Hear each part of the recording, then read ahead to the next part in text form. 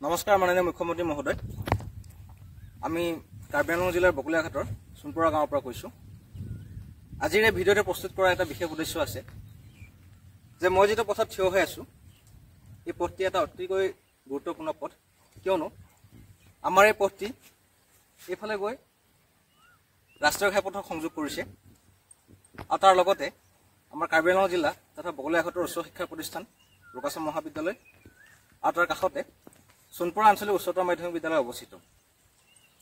গতিকে এই পথটিৰে কেইবাখনো গাঁৱৰ ল'ৰা ছোৱালীয়ে শিক্ষা গ্ৰহণ কৰিবৰ কাৰণে যায়, লগতে কেইবাখনো গাঁৱৰ মানুহে অহা যোৱা কৰে। কিন্তু সমস্যাটো হ'ল যে এই পথটি এটা কেঁচা পথ আৰু বাৰিষা এজাক বৰষুণ অহাৰ লগে লগে আমাৰ এই পথটিৰ দুৰৱস্থাৰ অন্ত নোহোৱা হয়। আজি কেইবাবছৰো ধৰি এই অঞ্চলটোৰ মানুহে বাৰিষাৰ সময়ছোৱাত যথেষ্ট সমস্যাৰ সন্মুখীন হ'বলগীয়া হৈছে। আৰু এতিয়া মই আপোনালোক দেখুৱাম যে আজি পুৱাই এজাক বৰষুণ আহিছিল। এই বৰষুণজাকৰ পিছত এই পথটিৰ অৱস্থা চাওক, ঠায়ে ঠায়ে পানীৰ ডোঙা বান্ধি আছে। এইখিনিত ইয়াৰ আগলৈ আছে, মোৰ সৈতে আহি থাকক, দেখা পাব।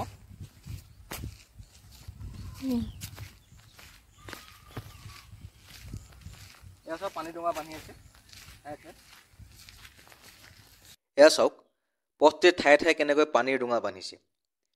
এতিয়া ৰ'দ ওলোৱাৰ বাবে অলপ শুকাইছে, কিন্তু যেতিয়া বাৰিষাৰ সময়ছোৱাত একেৰাহে ৩-৪ দিন বা এসপ্তাহলৈকে বৰষুণ দি থাকিব, বতৰ ডাৱৰীয়া হৈ থাকিব, তেতিয়া এই ৰাস্তাটোৰ কিন্তু একেবাৰে অৱস্থা নোহোৱা হৈ যাব।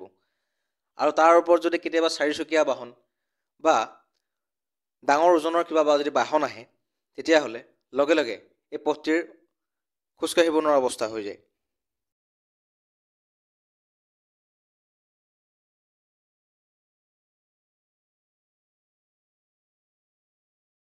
পথটি বৰ বেছি দীঘল পথো নহয়, প্ৰায় 1 কিলোমিটাৰ বা 1.5 কিলোমিটাৰ দৈৰ্ঘ্যৰ এটা পথ হ'ব। মাজতে কোনোবা এজন বিভাগীয় মানুহ আহিছিল আৰু পথটো চায়ো গৈছিল। আমি ভাবিছিলোঁ যে হয়তো খুব সোনকালে এই পথটিৰ উন্নয়নৰ কাম আৰম্ভ হ'ব, কিন্তু আজি প্ৰায় 6 মাহ পাৰ হৈ গ'ল। আজিলৈকে আমি এই পথটিৰ কোনো উন্নয়নৰ কাম দেখা নাপালোঁ।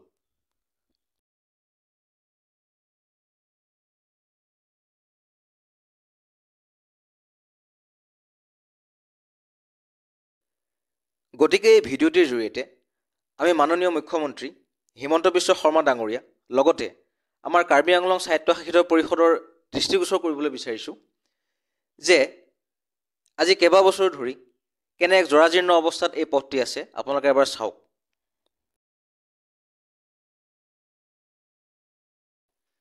বিভিন্ন ক্ষেত্ৰত বিশেষকৈ ৰাজহুৱা স্বাৰ্থজনিত যিসমূহ সমস্যা আছে, সেইসমূহৰ ক্ষেত্ৰত আমাৰ মুখ্যমন্ত্ৰী মাননীয় হিমন্ত বিশ্ব শৰ্মা ডাঙৰীয়াক সততে সপ্ৰতিভ হৈ থকা আমি দেখিবলৈ পাওঁ। আৰু বিগত সময়ছোৱাত আমি মুখ্যমন্ত্ৰী ডাঙৰীয়াই অসমৰ বিভিন্ন অঞ্চলৰ ৰাইজৰ সমস্যাসমূহ তাৎক্ষণিকভাৱে সমাধান কৰি দিয়া দেখিবলৈ পাইছোঁ।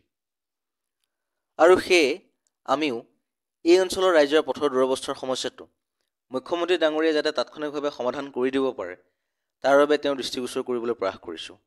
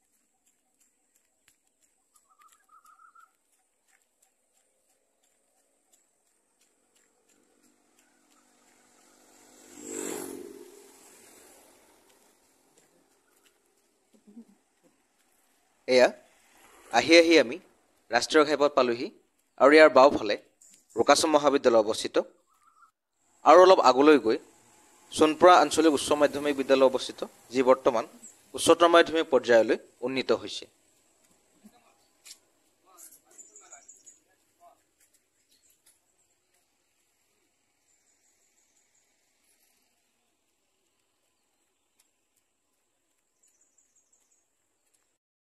ভিডিঅ'টিৰ শেষত আমি মাননীয় মুখ্যমন্ত্ৰী ডক্টৰ হিমন্ত বিশ্ব শৰ্মা ডাঙৰীয়াক এইটোৱে অনুৰোধ জনাম যে আপুনি এই পথটিৰ দুৰৱস্থা দূৰ কৰিবৰ বাবে যাৱতীয় ব্যৱস্থা গ্ৰহণ কৰক।